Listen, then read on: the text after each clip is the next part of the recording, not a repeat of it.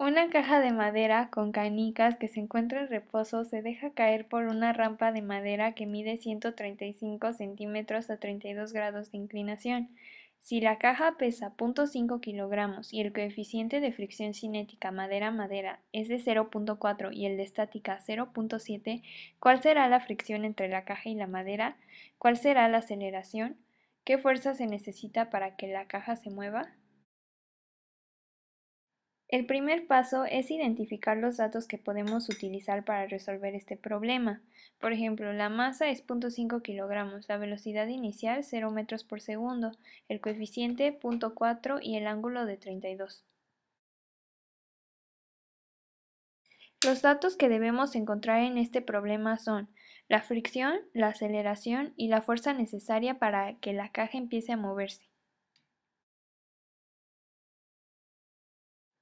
En un problema de plano inclinado se tiene movimiento en el eje Y y en el eje X. Lo primero que debemos hacer es rotar los ejes para trabajarlo de una forma más fácil. De esta forma usaremos el ángulo complementario, en este caso sería 58 al restar 90 menos 32. La fuerza que hace que la caja caiga es el peso, y este mismo tiene componentes en X y en Y.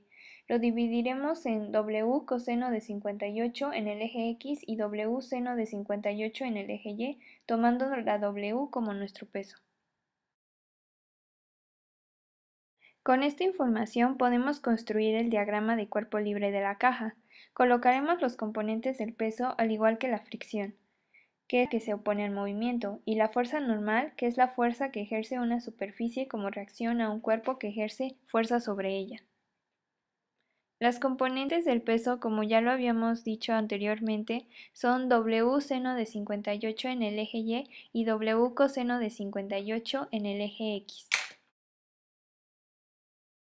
Posteriormente haremos la sumatoria de fuerzas en el eje Y. No hay movimiento por los ejes que rotamos anteriormente, por lo tanto la suma es igual a 0.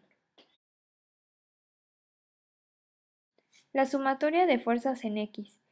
En este eje sí tenemos movimiento y una aceleración, por lo tanto usaremos la segunda ley de Newton y asumiremos que la suma es igual a masa por aceleración, donde m es masa y a es aceleración. Regresaremos al diagrama de cuerpo libre e identificaremos las fuerzas en el eje X. Las fuerzas que encontramos son W coseno de 58 menos la fricción, y esto lo igualamos a la masa, que es 0,5 por la aceleración. Tenemos dos variables, por lo tanto debemos obtener la fricción para poder sustituir y despejar la aceleración después. Recordemos que la fórmula de fricción es igual a coeficiente o μ por fuerza normal. Conocemos el μ, también llamado coeficiente de fricción, pero desconocemos la fuerza normal. Para obtener la fuerza normal debemos retomar nuestro diagrama de cuerpo libre y la sumatoria de fuerzas en Y.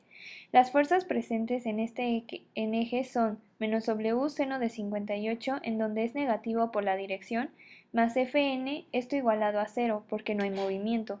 Despejamos la fuerza normal pasando el menos W seno de 58 sumando del otro lado de la ecuación. Recordemos que el peso es la masa por 9,81.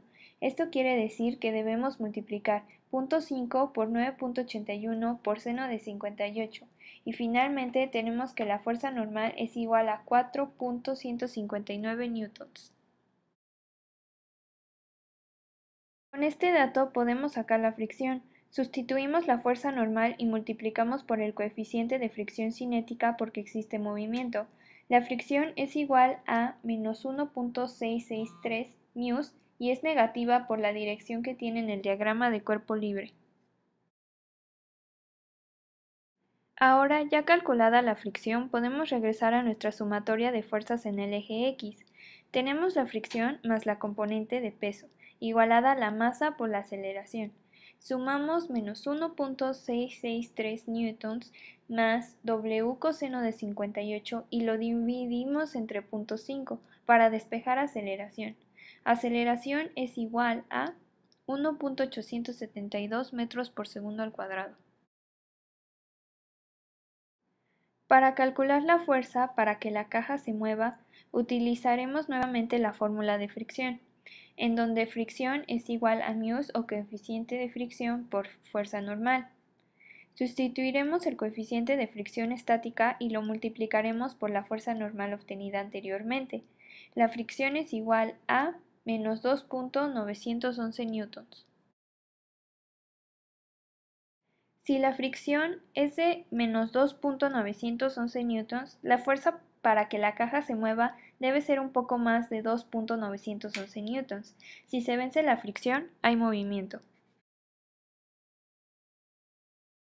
Los resultados obtenidos en este problema son: aceleración es igual a 1.872 metros por segundo cuadrado, fricción es igual a menos 1.663 newtons y fuerza que se requiere para que la caja se empiece a mover un poco más de 2.911 newtons.